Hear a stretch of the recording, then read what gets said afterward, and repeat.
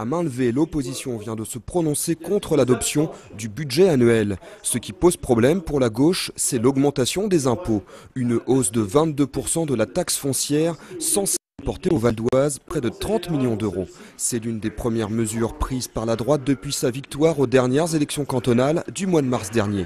Une décision inattendue car durant la campagne, la nouvelle majorité en place avait pourtant promis de ne pas toucher à la fiscalité. Mais depuis, les choses ont changé. Le président du Conseil général, Arnaud Bazin, a découvert les finances du département. Le problème principal est parfaitement identifié. C'est l'endettement. 910 millions d'euros, voilà le montant de la dette. Elle a progressé de 62% en 3 ans. Pour la majorité, il était urgent de prendre une décision. Le poids de la dette est devenu tel dans ce département, après 3 ans de gestion socialiste, qu'il nous faut éviter tout risque de déficit lourd de fonctionnement qui pourrait amener une tutelle du Conseil général par l'État, avec des conséquences bien plus lourdes en matière fiscale. C'est donc une mesure de sauvegarde incontournable que nous avons malheureusement découverte à l'examen précis des comptes que nous avons fait depuis notre élection le 30 mars dernier.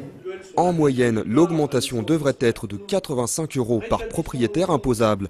Mais visiblement, la gauche n'a pas la même calculatrice qui parle de sommes bien plus élevées.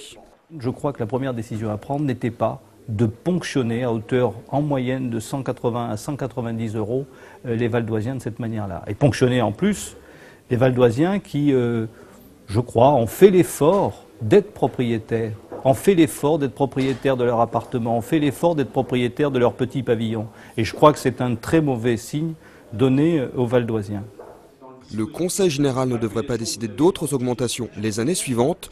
Dans le Val d'Oise, la fiscalité n'avait pas été modifiée depuis 14 ans.